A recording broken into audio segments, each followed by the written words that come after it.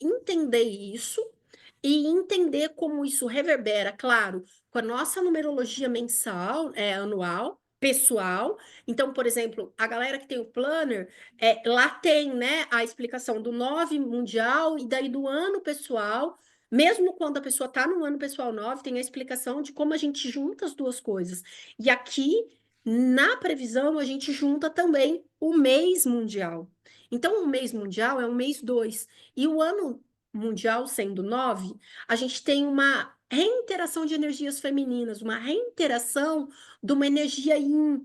Então, o movimento é de dentro, de fora, é para dentro, é um movimento é, introspectivo, reflexivo, contemplativo. Então, é natural que a gente fique menos, sabe?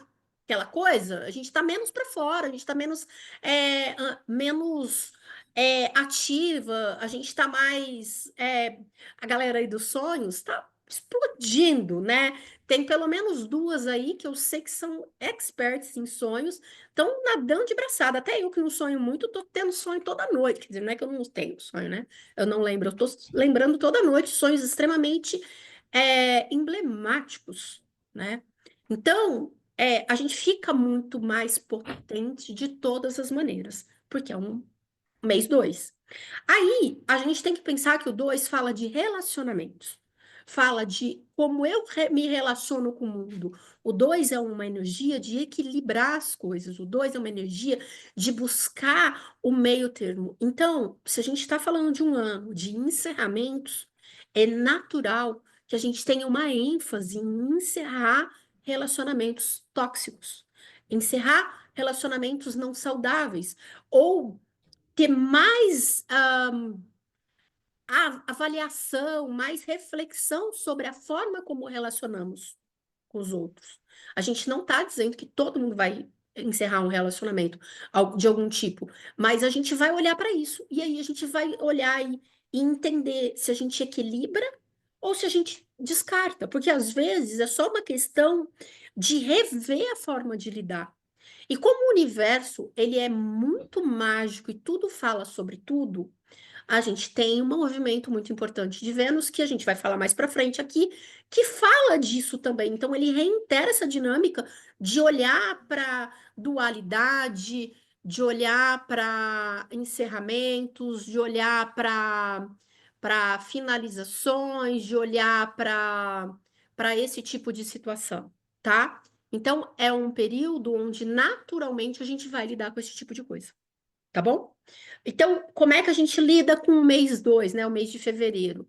A gente fica mais atento para as necessidades de harmonização, a gente fica mais observadora nas necessidades de equilibrar as coisas, a gente entende que a gente está mais sensível e presta mais atenção em sonho, a gente aproveita mais a parte artística das coisas, então é um mês bem legal para fazer atividades artísticas para quem gosta, é um mês maravilhoso para quem quer fazer leituras de oráculos, se aprofundar no mundo do inconsciente, mas é um mês para a gente ficar atenta para as nossas caraminholas, para as nossas minhocas, para as nossas crises, para os nossos medos, para a forma que a gente lida com os nossos relacionamentos. Porque uma coisa é eu encerrar algo que precisa ser fechado, e a outra coisa é eu encaçar piolho em cobra, né?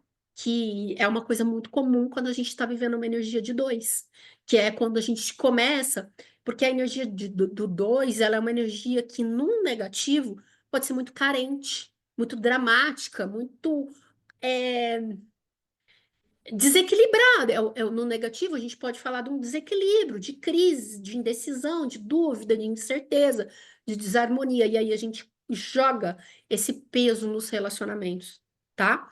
Então é uma coisa que a gente precisa de atenção, é entender aonde a gente fecha, mas aonde a gente não fecha. Então, como é que a gente faz isso? Analisando aonde que a gente está autocentrada, consciente, tranquila, equilibrada, e aí a gente percebe esse relacionamento realmente não está fazendo bem para mim, eu encerro. Mas se é só uma carência, uma insegurança, um momento de desequilíbrio, a gente entende que a gente não está harmonizado e aí a gente não encerra, tá? A gente cuida, a gente melhora, a gente equilibra, tá? Eu acho que fica claro, né? Não tem aqui um mistério, mas qual que é o meu conselho para vocês? Não fujam de olhar para os relacionamentos. E quando eu falo relacionamento, eu não estou falando amor só. Eu estou falando para começar com o nosso amor próprio. Como é que vocês estão nisso? Ai, olha, eu achava que eu estava ótima, mas recentemente eu comecei a sentir X tal coisa. Então, eu comecei a perceber que eu não estou tão bem assim, porque eu achava que eu estava muito bem e, de repente, eu comecei a perceber que tal coisa não está legal. Então, anota isso, vai entender o que está acontecendo. Aproveita que a gente está mais intuitivo, mais perceptivo e vai olhar para isso. Olhou para relacionamentos pessoais, né, para autoestima, olha para os seus relacionamentos com outras pessoas, olha para os seus relacionamentos familiares, profissionais, e olha para a forma como tu se relaciona com a parte dos seus valores. A gente entra um pouco no aspecto financeiro já, porque Vênus também é significante de valores, de dinheiro, mas não o dinheiro só, o dinheiro pelo dinheiro, qual é o valor que eu tenho que monetiza. Então, quando a gente fala de dinheiro em Vênus, a gente pode olhar para isso. As minhas habilidades, os meus talentos, os meus potenciais de monetizar. Por que que é importante a gente começar a olhar isso? Primeiro, porque a gente está no mês 2 do ano 9, como eu expliquei. E segundo, porque daqui a pouco a Vênus vai cobrar esse aprendizado de vocês quando ela retrogradar. Então, a gente já adianta e começa a fazer a tarefa antes dela chegar. Sabe quando a gente está na escola e a gente sabe que vai ter prova daqui 2 meses? Então, você mantém o estudo em dia, porque quando chegar aquela prova, você não vai ter dificuldade. Você está pronta, você está organizada, tá? Então, a gente precisa considerar esse tipo de situação. Então, seguimos. Vamos começar falando, então, da astrologia. Essa, esse painel vocês já estão acostumados, a gente usa em todas as aulas, mas eu vou reforçar aqui, para quem nunca assistiu essa aula, que a gente vai trabalhar basicamente com a fase da lua cheia e a lua nova aqui. Mas a gente tem que lembrar que, na verdade, nós temos 8 fases. Essas são as 4 principais, que são aquelas que a gente olha no calendáriozinho. Qualquer calendário que tem lunar tem 4 fases. Mas quando a gente entra na crescente, aqui no calendário, naqueles calendários de parede comuns, né, que a gente sempre acha, a gente está, na verdade, no quarto crescente, que é a segunda etapa da lua crescente. E quando marca minguante, na verdade, a gente já está no quarto minguante, que é a segunda etapa minguante. Mas para simplificar, nós vamos olhar para 2 fases específicas aqui. A lua nova, que é a lua dos inícios das coisas. Então, quando a gente tem uma lua nova, a gente inicia um movimento, a gente inicia um novo processo evolutivo, um novo núcleo de aprendizados. E quando a gente tem uma lua cheia, a gente tem o apogeu daquele ciclo. Então, mas eu gosto de trabalhar com as 8 fases lunares. Ok. A partir da lua nova, você já tem uma base, porque você conta 4 dias depois da lua nova, você entrou na crescente. É assim, é muito fácil. Você conta 4 dias, você já entrou na crescente. Ali você já entrou no processo crescente que vai até a lua cheia. Contou 4 dias a partir do dia da lua cheia, você já está na minguante. Então, a gente consegue fazer essa modulação.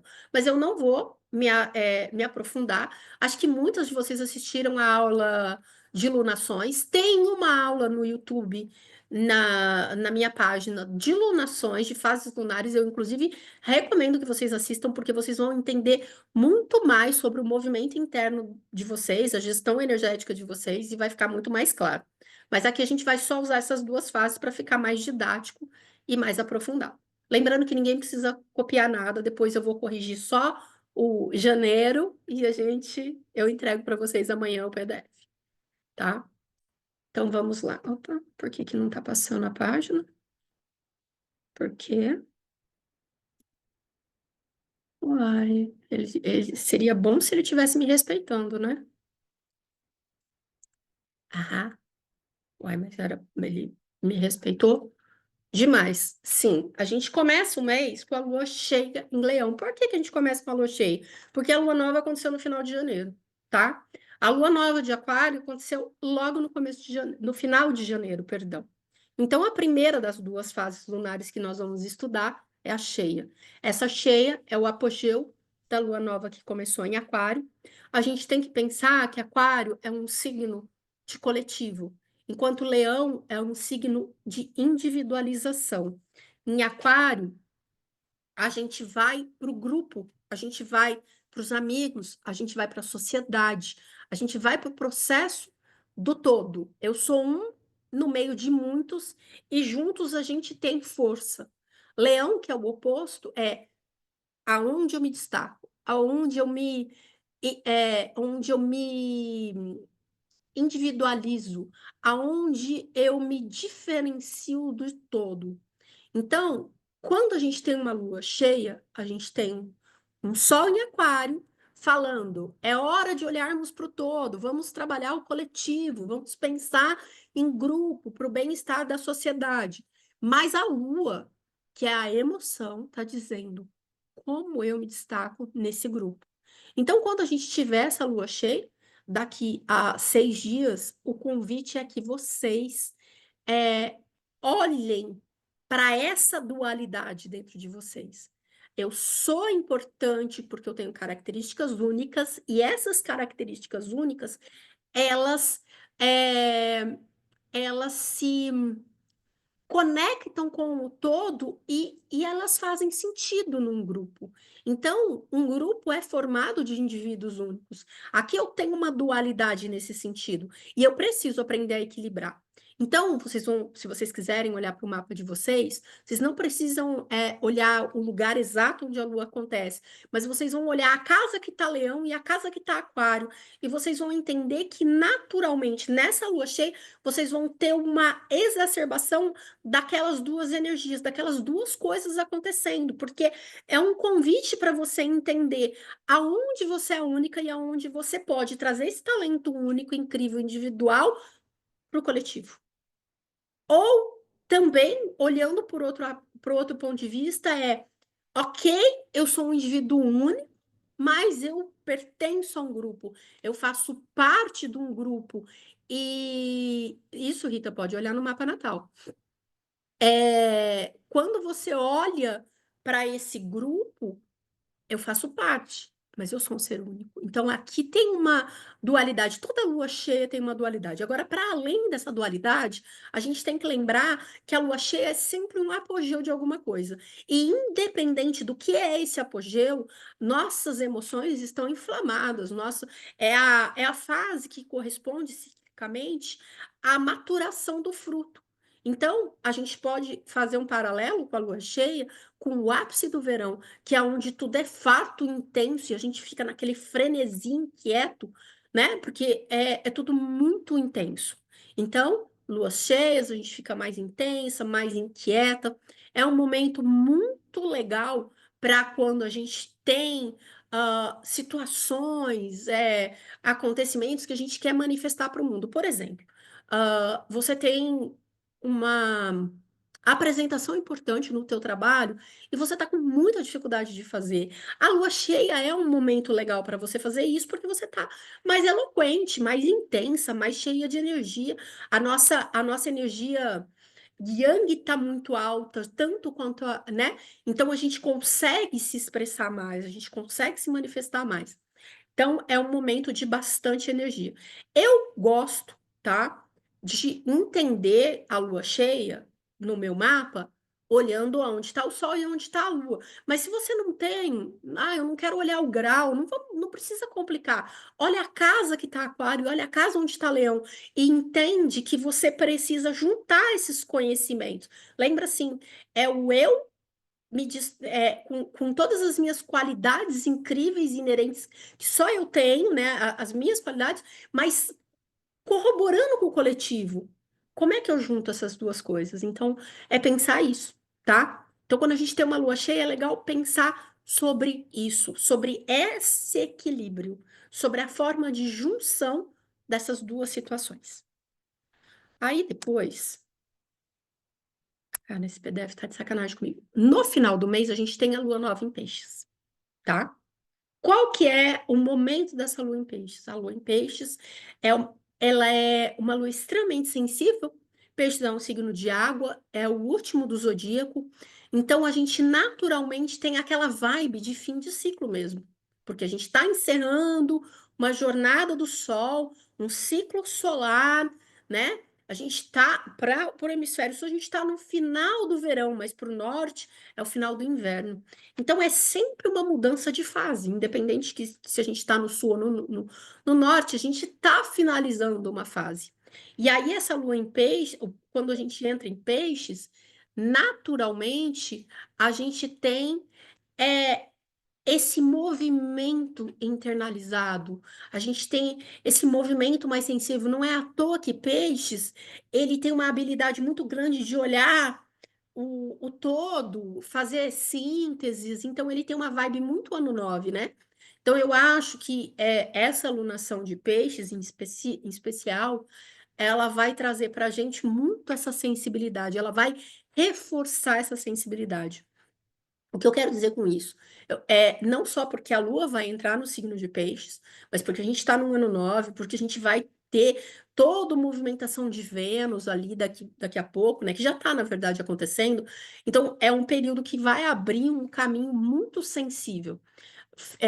Ela não por acaso é o penúltimo dia do mês, e março é um mês de muita intensidade. A gente tem 2 eclipses. Então, a gente precisa estar atento para isso, tá? Quais são as coisas que a gente trabalha quando o Sol entra no signo de Peixes? A gente trabalha intuição, sensibilidade, a gente trabalha o nosso lado mais espiritual, e a Lua Nova é o início de uma fase que você pode conscientemente se comprometer a desenvolver alguma característica, alguma situação, alguma habilidade, algum projeto, alguma coisa na tua vida, usando essas palavras-chave, usando essa energia de finalizar um ciclo, mas com mais sensibilidade, com mais intuição.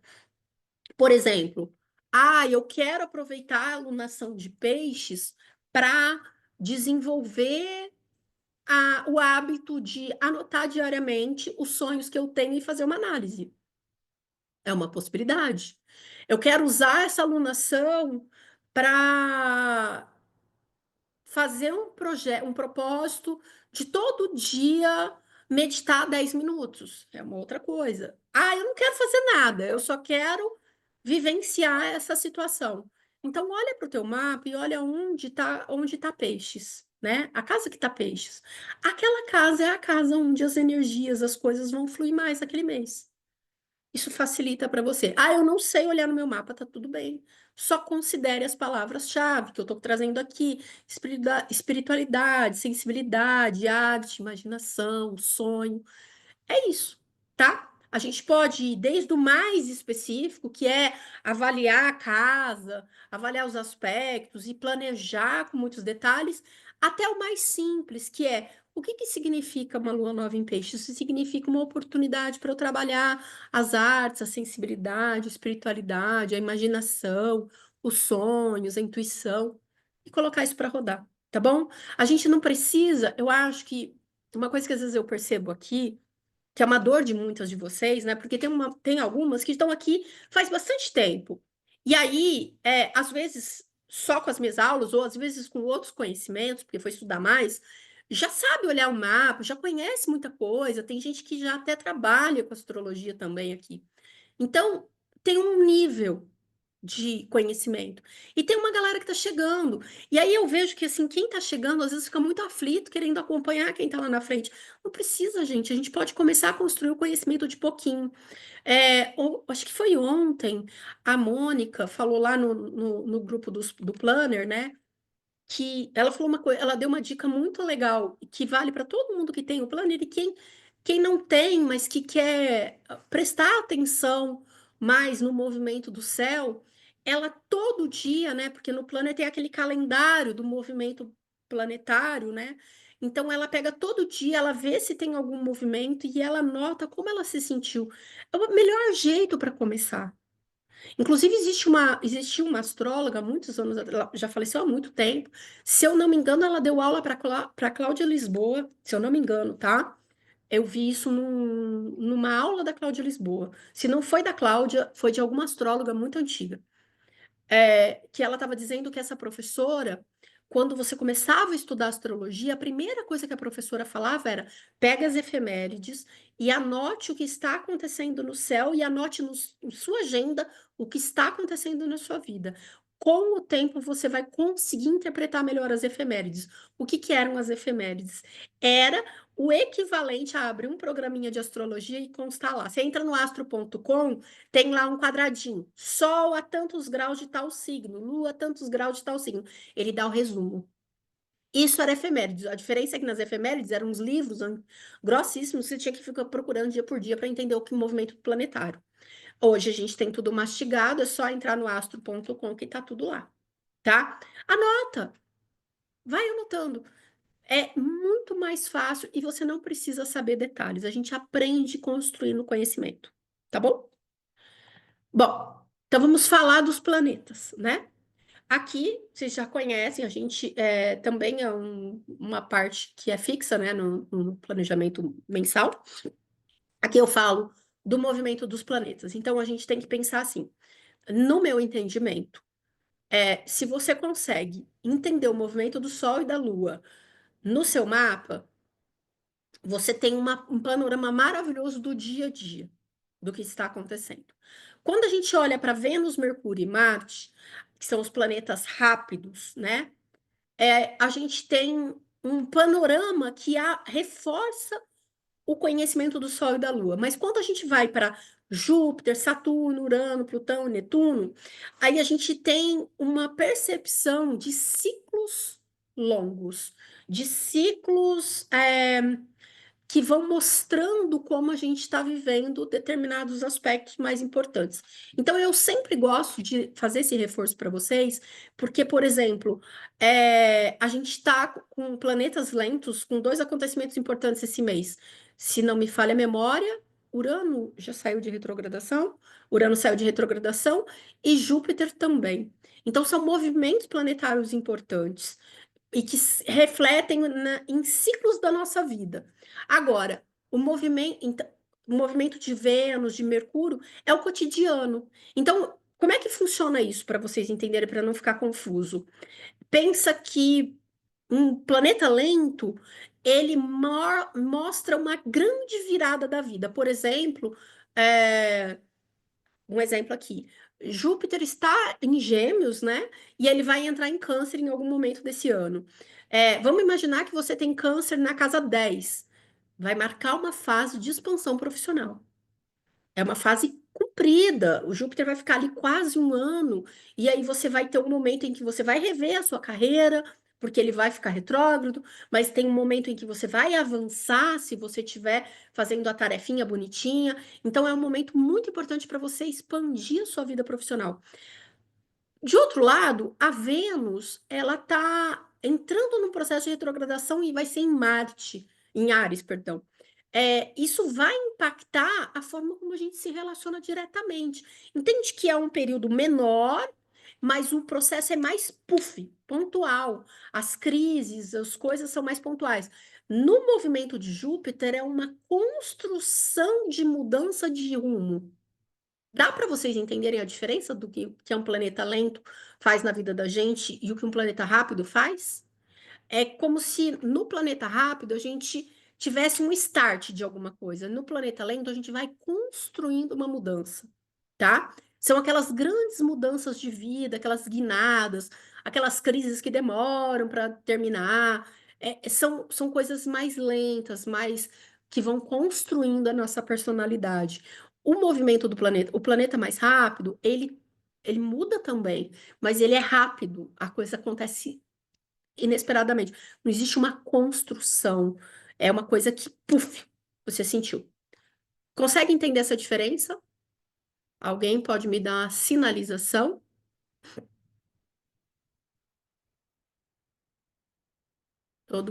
Legal. Tá. Então, alguém diz que tá bom, a gente vai. Ah, os planetas rápidos é a continuação dessa explicação. Então vamos lá. Movimentos planetários importantes deste ano. Desse mês, né, gente? Não desse ano. Desse mês. A primeira coisa, né, eu acho que é muito importante falar, muito, o Júpiter acabou de sair da retrogradação. E aí, a gente ainda não está sentindo esse Júpiter indo à tona. Nós temos que pensar que o movimento de qualquer planeta, mesmo o Mercúrio, que é o mais rápido de todos, a gente tem que pensar que esse movimento, ele tem um planeta, é como um carro, tá? Vou fazer uma comparação aqui, é como um carro. Ele tem momentos em que ele anda mais rápido e tem momentos que ele anda mais devagar, e tem momentos em que ele estaciona ou ele dá ré. Lembrando que nenhum planeta dá ré de verdade, mas é simbólico, isso é do nosso ponto de vista aqui na Terra, da Terra, que a gente olha para cima, tem a impressão, mas para vocês entenderem. Então, um planeta, quando ele sai da retrogradação, ele estava, é como se ele estivesse dando ré, aí ele para mudar a marcha, que é a fase estacionária, lembra? Quem fez a aula de retrógrado vai lembrar bem disso. Aí ele para, e aí ele vai voltar para frente de novo. Quando ele vai para frente, ele sai do estacionário, ele está em primeira, em segundo. Então não é uma marcha rápida. Ele ainda demora para entrar numa terceira ou numa quarta. Então o que eu quero dizer é que o Júpiter saiu da retrogradação dia 4. Ele ainda está lento. Mas daqui uma semana ele já começa a pegar um movimento mais rápido. Isso no zodíaco. E isso também na percepção da energia fluindo, tá? No zodíaco ele vai andar mais rápido e nós aqui da Terra temos uma percepção de que a coisa vai fluir melhor. Vou dar um exemplo. Então, Júpiter, vamos voltar. Júpiter está retrogradando em Gêmeos. Seja lá onde você tiver Gêmeos no seu mapa, naqueles aspectos de comunicação, conhecimento, aprendizado, que estão ali naquela casa, um, dois, não importa, do teu mapa, o Júpiter está revisando. Então ele chegou para você e falou assim: ó, vamos repensar o que que você acha desse tema, desse tema e desse tema. E aí ele parou de retrogradar. Ok, vamos agora para frente? Vamos, mas primeiro eu preciso pegar a marcha um, engrenar um pouquinho, pegar a 2, engrenar um pouquinho a 3. O que que eu quero dizer com isso? Que a movimentação de Júpiter vai ficar mais fluida daqui a alguns dias, mas ainda assim ele já saiu do processo de revisão.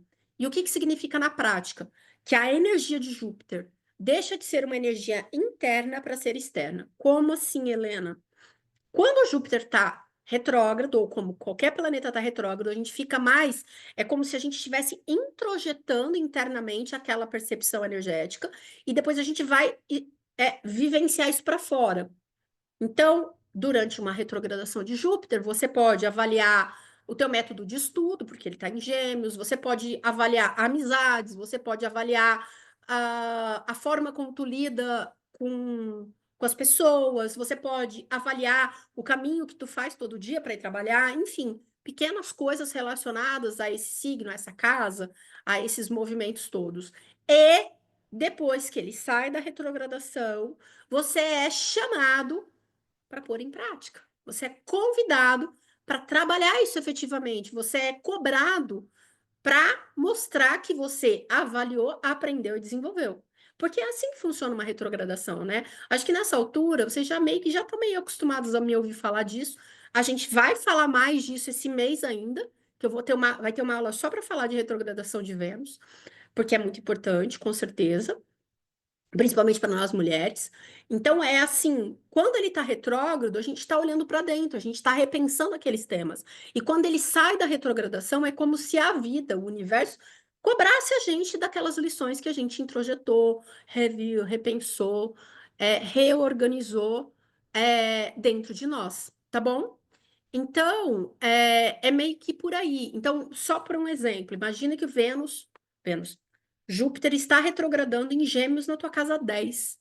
Então, você repensou carreira. Ah, mas eu já sou aposentada. Mas pode ser que nesse momento você se perguntou: será que eu não deveria pegar o meu talento, minha habilidade, meu potencial, meu conhecimento e trabalhar de alguma maneira, mesmo aposentada, é uma possibilidade. Ou então, você não aposentou, mas você vai falar assim: será que não é legal eu fazer um curso novo para eu dar um passo a mais no meu trabalho? Afinal, a gente está falando de conhecimento, que é Gêmeos, a gente está falando de Júpiter, que é expandir o conhecimento, e está retrógrado. E aí você faz todo um período aí pensando sobre a sua carreira. Quando entra em movimento direto, é como se o universo te convidasse a fazer alguma coisa. Então, por exemplo, se você está aposentada, mas você pensou em voltar, pode ser que você receba uma proposta. Pode ser que você receba um convite, pode ser que você receba um chamado, um pedido de ajuda. Ou pode ser também que, se você ficou repensando a sua carreira, mesmo trabalhando, pode ser que aquele curso que você pensou em fazer, ele aparece na sua tela, alguém te convida para fazer uma especialização, ou você é convidado a ocupar um cargo diferente. Enfim, é como se a gente tivesse um movimento interno onde a gente pensa, a gente elabora, e um externo onde a gente é chamado para vivenciar aquilo e ver se você aprendeu a lição que o universo te pretende. É, é isso, Mônica. Eu acertei? É, tomara. É, então, acho que fica claro para vocês. Então, na prática, o que que nós vamos vivenciar a partir de agora, na medida em que Júpiter for pegando mais movimento? A gente vai ter uma mente mais apurada, a gente vai ter mais vontade de estudar, mais curiosidade de botar a mão na massa, a gente vai perceber um desenvolvimento das possibilidades de comunicação, de pensamento. A gente pode ter também um período de expansão na inteligência artificial, afinal. O Júpiter está em Gêmeos, andando legal, e o Urano também saiu da retrogradação e ele está em Touro, então ele está quebrando a banca. Aliás, olha como é que é simbólico, né, gente? Vocês viram esses dias atrás, vocês devem ter visto a notícia daquela inteligência artificial chinesa que veio e deu um olé na americana. Teve toda uma história de venda de chip que não foi feita para a China, para sabotar a expansão da inteligência artificial deles. Eles vieram criar um produto mais barato, mais viável, potente, funcional. Por quê? Porque o Urano estava em Touro, saindo da retrogradação.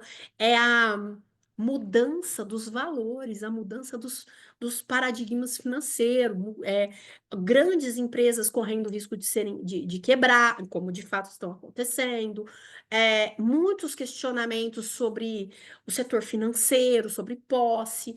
E quando a gente junta um Júpiter em Gêmeos, que é comunicação, aí a gente pensa em isso potencializa mais.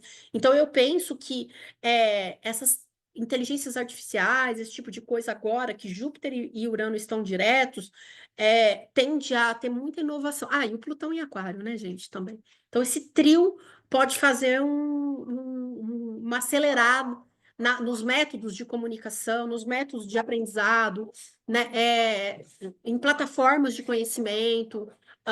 E para o lado negativo, pode haver muita instabilidade também nessas áreas, tá? A outra coisa é que no dia 4 também, 2 dias atrás, a Vênus entrou em Áries. E aí, eu preciso chamar atenção para vocês disso. A Vênus entra em Áries e ela vai ficar em Áries por muito tempo. Ela vai transitar em Áries até dia 31 de março, dia 1º de março, perdão, quando ela começa a retrogradar. Aí ela faz uma retrogradação e no final da retrogradação ela volta para Peixes. E aí depois ela volta, quando ela volta para o movimento direto, logo depois ela volta para Áries. Esse processo todo vai até junho.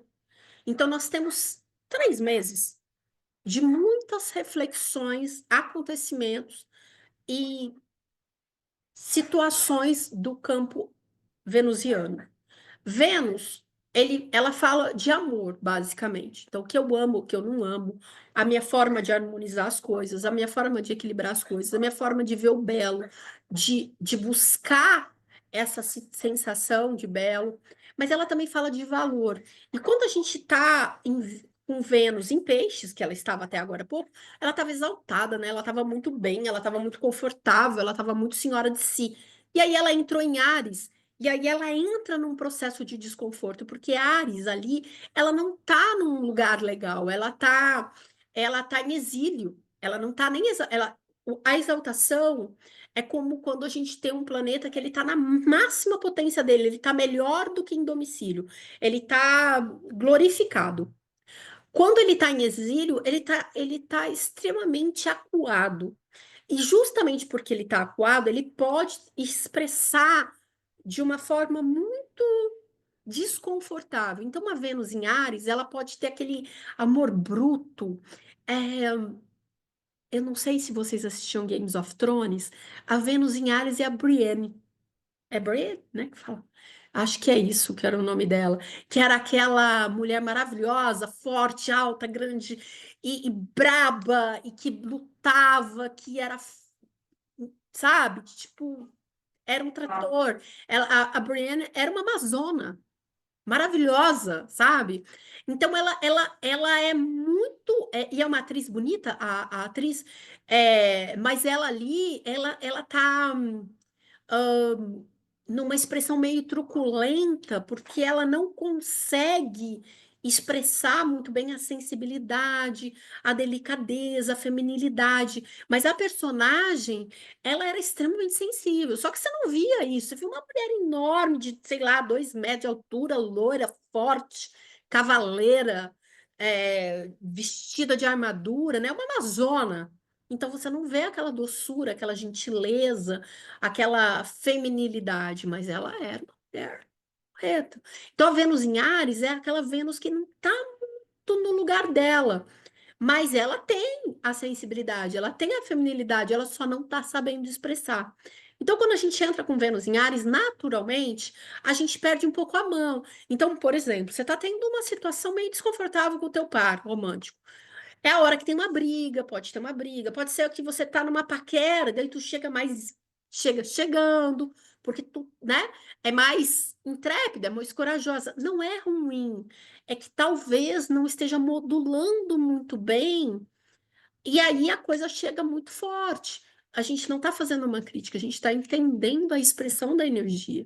Então, uma Vênus em Áries, ela é muito boa, por exemplo, para buscar alguma coisa, para ir atrás. Exemplo, você está numa paquera que não desenrola, e aí você quer ir para ação. A Vênus em Áries é ótima para isso. Ou você está numa questão econômica desconfortável e tu precisa sair dessa situação. Uma Vênus em Áries é boa para botar teu talento para jogo. Então não é que é ruim, é que ela não modula muito bem. A Vênus em Peixes, que a gente estava vivendo antes, já é aquela coisa mais lúdica, mais sensível, mais fadinha, tal. E a outra é mais uma cavaleira, uma amazona, então ela é mais forte. E aí ela já está entrando no processo de retrogradação. Se ela está entrando no processo de retrogradação, a gente já precisa de atenção. Por quê? Porque de agora até o final do mês, as coisas que vão acontecendo para nós vão dando a dica dos assuntos que nós vamos rever quando ele entrar em retrogradação. E por que isso? Porque a gente tem que lembrar que o planeta, ele passa no movimento direto. Aí ele, ok, ele estaciona e aí ele volta para aquele mesmo ponto. E aí, depois que ele sai da retrogradação, ele passa uma terceira vez. Nesse período de ir, voltar e ir, ele está acionando aspectos do teu mapa e desencadeando acontecimentos que te levam a experiências que vão ser revistas durante a retrogradação.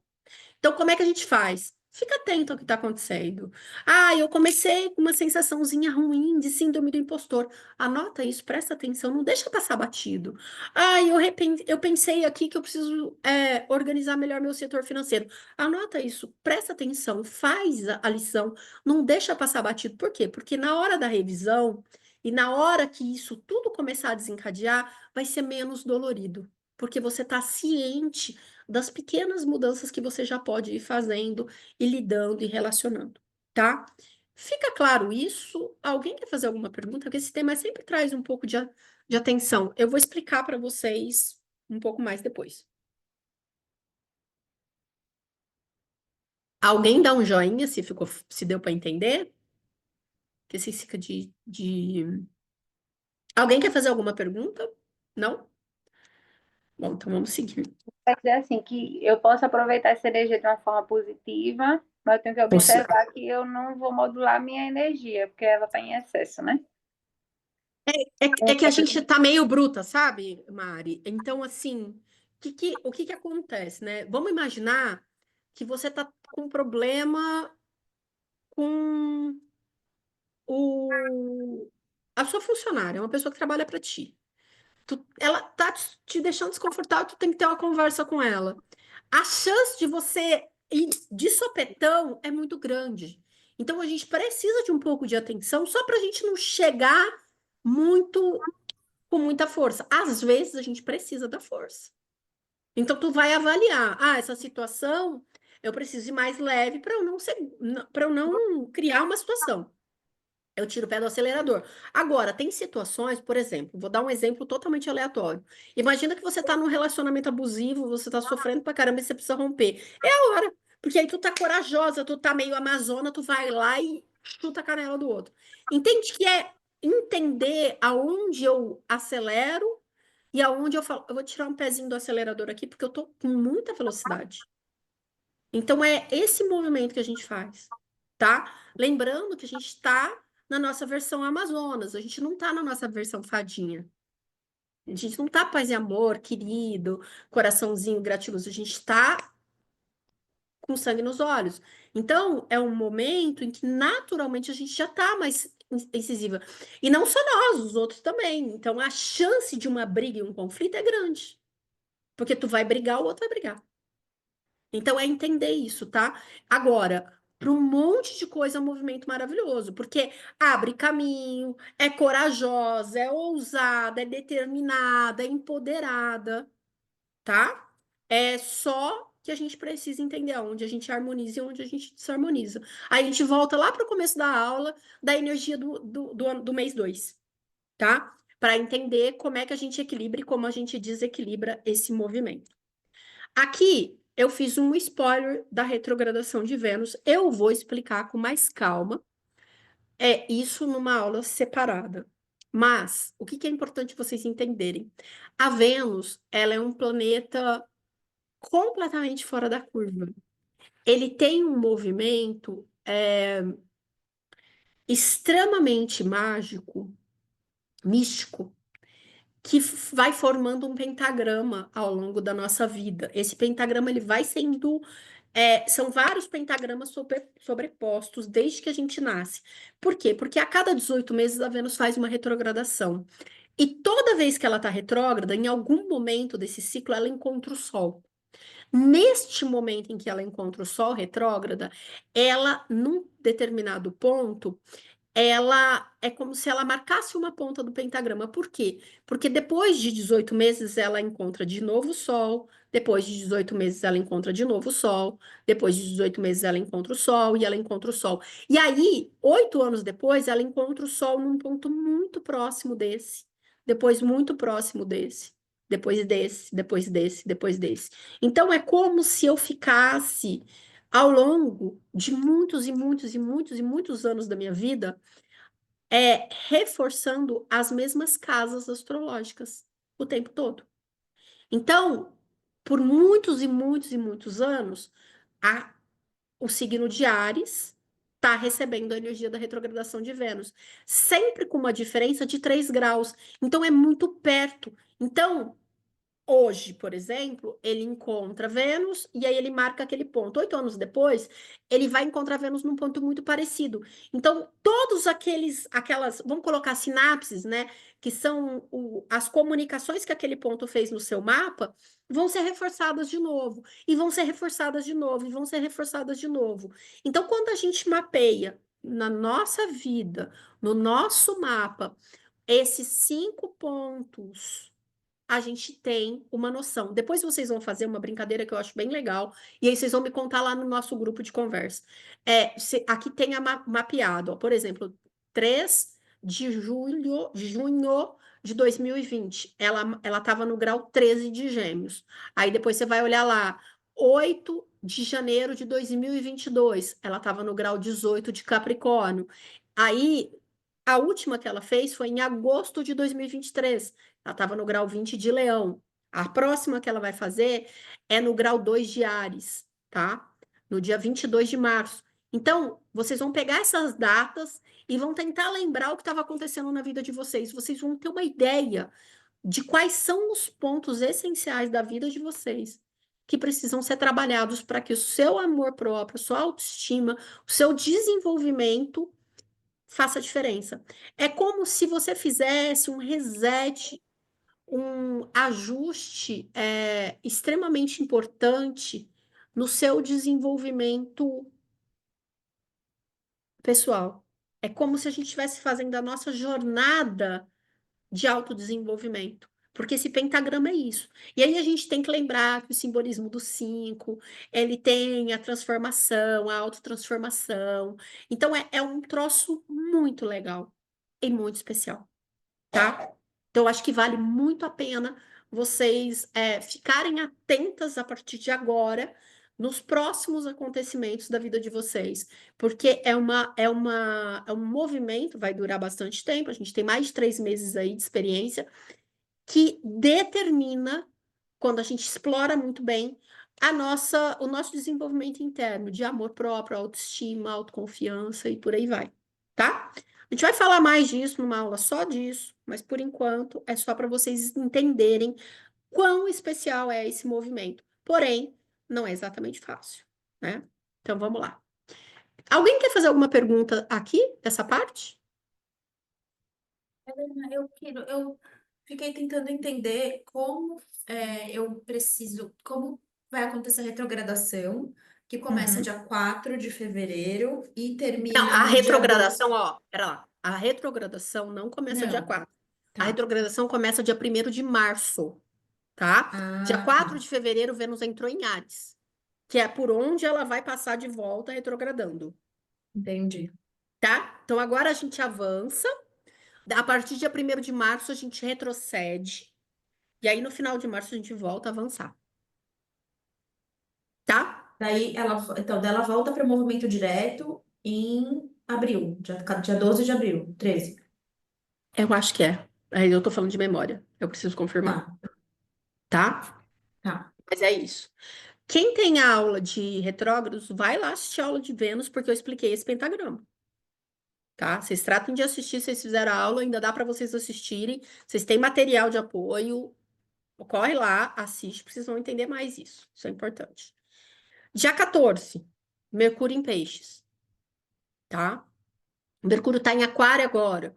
Mercúrio em Aquário é, é o Mercúrio pensador high-tech.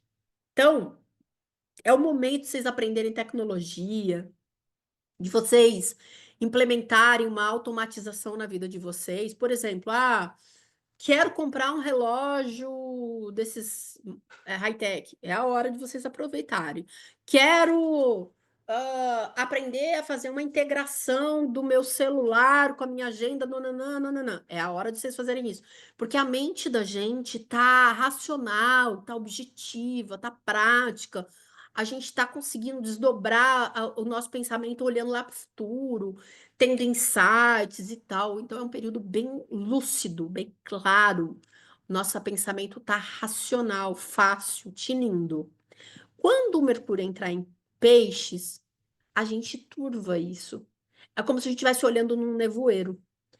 A paisagem fica mais bonita, fica romântica, fica aquela coisa meio nostálgica, mas a gente não tem a acuidade visual.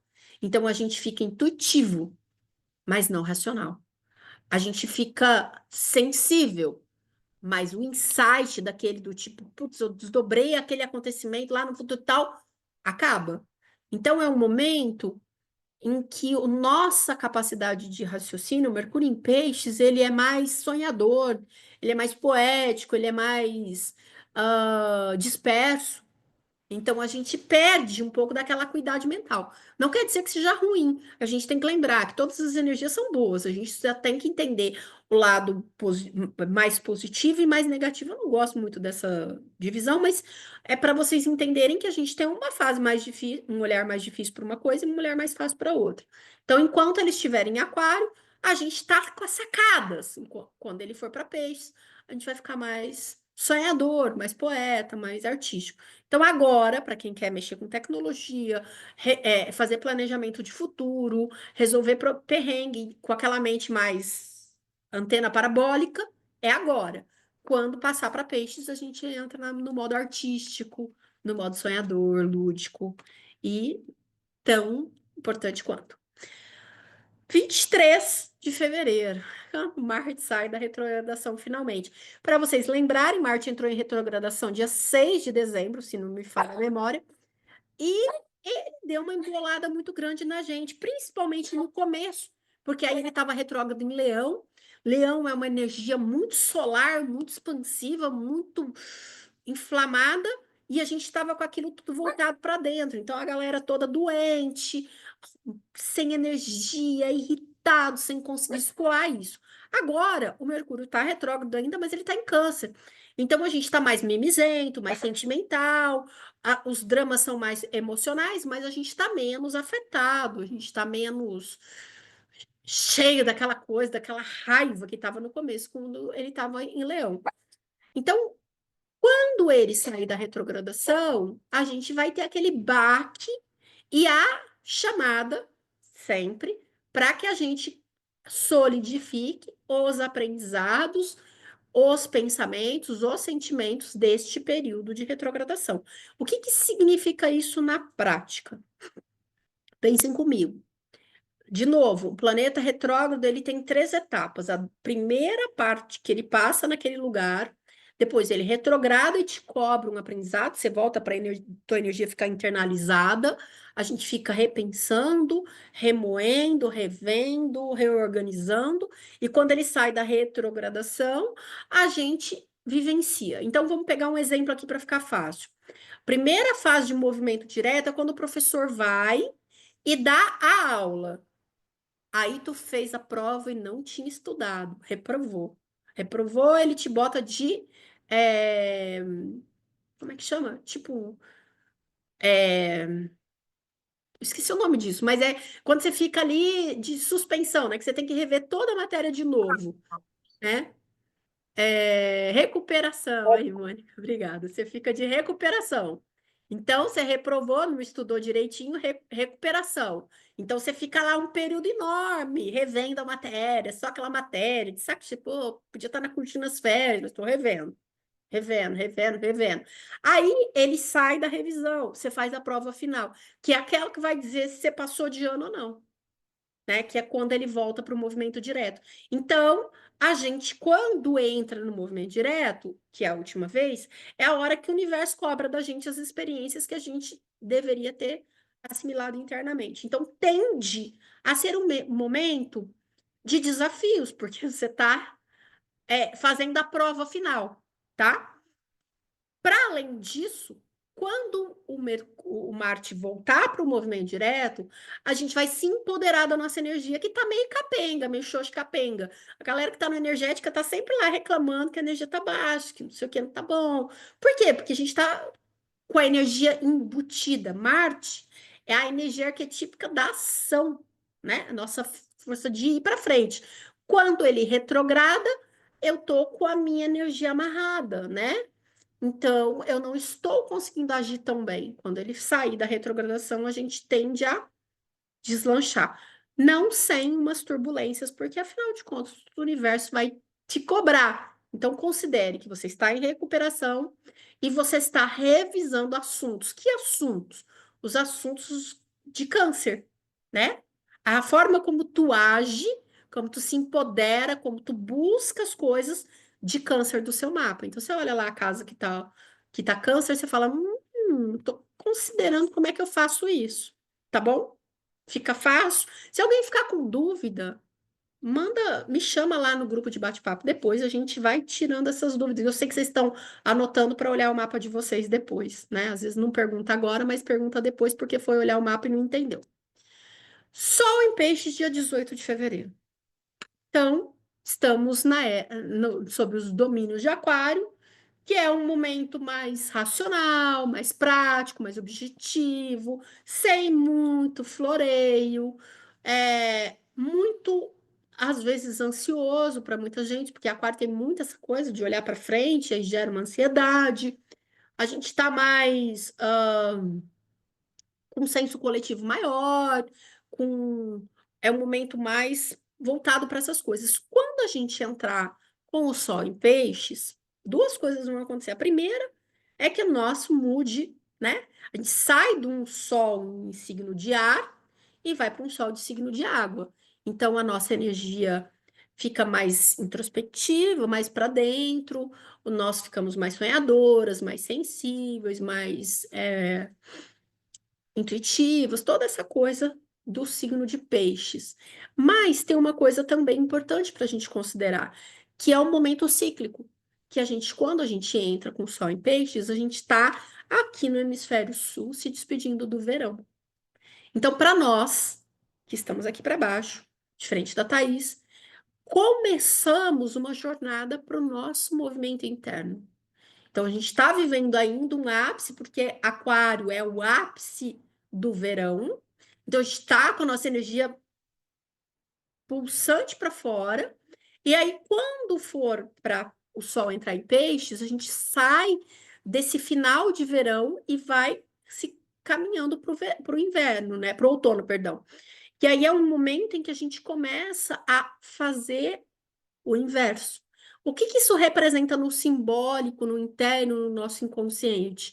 Simboliza uma morte, porque o outono, ciclicamente falando, é um movimento de morte, é um movimento de hibernação. A gente entra dentro de nós e aí a gente faz todas aquelas coisinhas internas, repensa, revê, né? Para depois voltar a renascer no inverno. Porque ciclicamente é assim que a gente vive. A Thaís não, a Thaís já está num movimento completamente diferente. Ela já morreu, já renasceu, porque já está terminando o verão, o inverno, e quando for a primavera, ela começa a expandir para fora. A gente está fazendo o oposto, tá? Então vocês vão perceber mesmo a gente que está aqui, que não tem tanto essa distinção de clima, né? Principalmente para quem mora, tipo, aonde eu moro, né? Que poderia se chamar Forninho Alegre, ou para quem mora no Rio, esses lugares mais quentes, que quase não se vê inverno, que ainda assim, inconscientemente, porque a gente está falando de uma energia, né, de um coletivo, a gente começa a desacelerar, precisa dormir um pouco mais, diminui, às vezes, a nossa potência física, a galera que pratica muito esporte começa a praticar um pouco menos. Eu vejo isso com muita clareza. Se hoje eu acordo tranquilamente, sem despertador nenhum, 5h, 5h30 da manhã, a hora que vai adentrando o outono já começa a ficar mais amarrado. E quando chegar no inverno, para sair da cama às 5h30 da manhã, só com despertador. Então, por quê? Porque a nossa energia vai voltando para dentro. Porque é o momento que, simbolicamente, a gente desacelera para viver uma experiência. Sim, sabe por quê, Regiane? Porque o universo é cíclico, né? Então, quando a gente entrar no dia 18 agora, que é o último dos signos, né, do verão, a gente está naquela energia mesclada, que porque é um signo mutável. Eu vou fazer uma explicação para vocês já já de fixo, cardinal, fixo, mutável, mas a gente está num signo mutável, que já é um pouco do próximo. Então a gente tem aquele verão, mas ele não é aquele sol fortíssimo. Ele é aquele verão que já começa a diminuir um pouco mais a temperatura, o sol começa a amanhecer mais tarde, e a gente já começa a viver essa ambiguidade. Quando a gente entrar no dia 20 de março, que é o primeiro dia do nosso, aqui para baixo, do nosso outono, a gente já entra num signo cardinal. Aí a energia entra com tudo. Aí eu vou explicar para vocês: cardinal, fixo, mutável. Nós temos 3 ritmos de signos, eles estão relacionados à parte cíclica das estações do ano. Então, a gente tem o cardinal, o fixo e o mutável. O cardinal é o que abre o movimento, o fixo é o que retém o movimento, e o mutável é o que se adapta para o próximo movimento. todas as estações do ano tem o cardinal, o fixo e o mutável. Então, quando a gente entrou em Capricórnio, a gente entrou no cardinal, no nosso caso, do verão. Então, a gente abre o verão. Então, é aquele calor que vai gradativamente aumentando, aumentando, aumentando, aumentando. Aí a gente entra em Aquário, que é o ápice do verão, e aí aquele calor insuportável. E quando a gente entra no mutável, a gente já está encerrando o verão para daqui a pouco começar o próximo. É como nas fases lunares, é como se a gente estivesse vivendo uma lua minguante que vai fechando para uma outra coisa acontecer, tá? Então, sempre nos signos mutáveis, eles são signos de passagem, tipo, eles dão lugar para uma outra coisa. É por isso que eles são flexíveis. Então, quem são os signos mutáveis? Gêmeos, Sagitário, nossa, falhou aqui na memória. Peixes e Virgem. São os 4 signos mutáveis. Então, eles são sempre mais maleáveis, porque eles estão se despedindo de uma coisa para depois começar outra coisa, tá? Me sinaliza se você entendeu. Isso, é mais ou menos como se fosse um sol minguante, tá? Embora a analogia da lua minguante, de verdade, ela está associada ao outono. Mas é só para você entender que a gente está fechando um aspecto para começar o outro na próxima estação, tá? Então a gente tem sol em peixes, a nossa energia está mais para dentro, a gente está numa hibridez entre final de verão, começo de outono que já está chegando. Então tá calor, tá? A gente ainda tem aquela energia, mas a gente já está olhando para depois. Não é à toa que a festividade pagã que a gente tem nessa fase é a segunda colheita. Porque simbolicamente é como se a gente estivesse colhendo os frutos para se preparar, fizesse aquele preparo interno para a gente atravessar os momentos escuros, os momentos frios. Então, na nossa energia interna, porque a gente está, né, nós, energeticamente, arquetipicamente falando, tanto faz se a gente está no norte ou no sul, a gente sente como se a gente tivesse esse processo de mudança. Então, a gente pressente, é como se fosse um pressentimento, que a gente vai hibernar, que a gente precisa desse momento de decantar as energias para depois começar tudo de novo, tá? Isso é simbólico, mas é arquetípico, a gente vive isso mesmo sem estar consciente. Então, a gente entra nesse processo de preparo. Como a gente lida com isso? Aproveitando o que tem de melhor no Sol em Peixes, né? Que é a parte poética, criativa, intuitiva, sensível, espiritualista, artística. Então, a gente aproveita tudo isso em profusão, tá bom? E aí, eu acho que a gente já está indo para o final. Ah, isso aqui são as aulas, mas eu acho que eu fiz uma mudancinha, então eu nem vou me apegar nelas. Deixa eu ver se tem uma pergunta aqui. E aí, a gente... vou parar essa gravação. Deixa eu parar o compartilhamento. Eu vou parar a gravação para vocês poderem conversar livremente e abrirem as câmeras. E...